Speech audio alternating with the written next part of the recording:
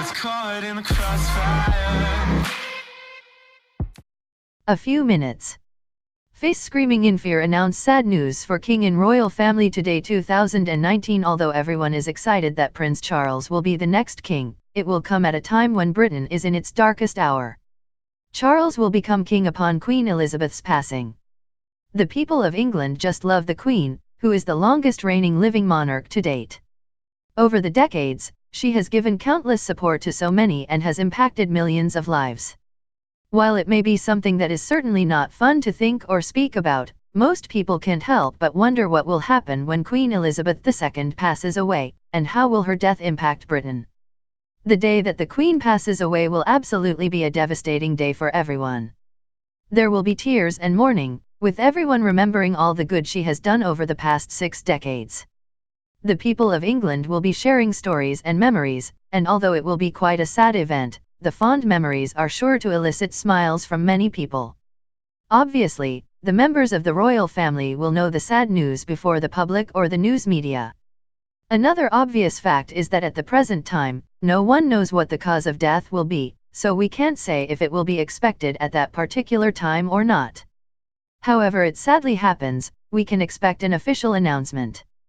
Before this happens, though, Sir Christopher Gide, the Queen's private secretary, will have the duty of informing the Prime Minister, who will then pass the news to the countries and Commonwealth nations of which the Queen is head of state.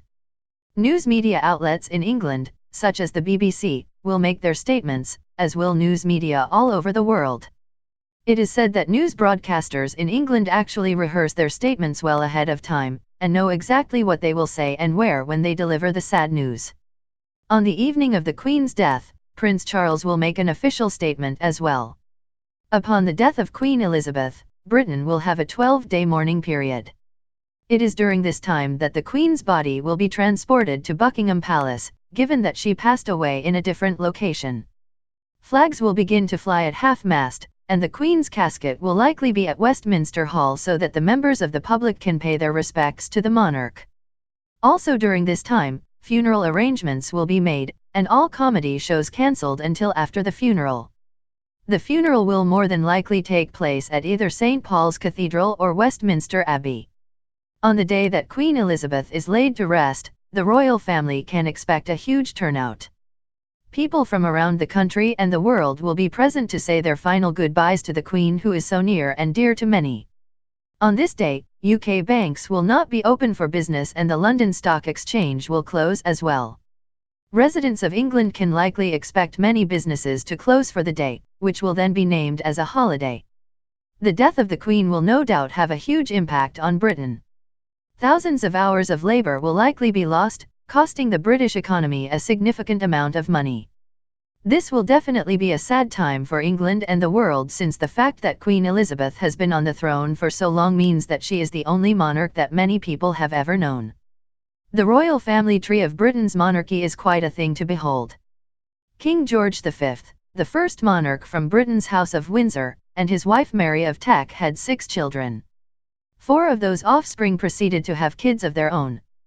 As a result, well-known royals like Prince George of Cambridge and his younger siblings Princess Charlotte and Prince Louis have tons and tons of less famous cousins.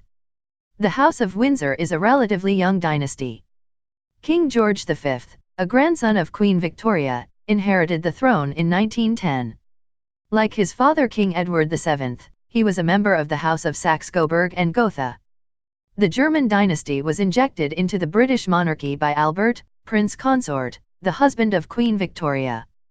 But by 1917, English attitudes towards Germany had soured considerably, thanks to the First World War. In response to rising anti-German sentiments, George V decided to make a considerable PR move. He swapped out Saxe-Coburg and Gotha for the far more English-sounding name of Windsor. The royal family's website said the new name was inspired by Windsor Castle, where George V's granddaughter Queen Elizabeth II still resides on weekends. King George V and his wife Mary of Teck had 6 children together between 1894 and 1905. One of their children didn't survive into adulthood. Prince John, the baby of the family, had severe epilepsy and a learning disability. He died in 1919 at the age of 13. Their eldest son, King Edward VIII, inherited the throne upon his father's death in 1936. Had he remained king, Edward VIII's hypothetical descendants would have inherited the British crown. But Edward VIII abdicated in 1937 in order to marry American divorcee Wallis Simpson.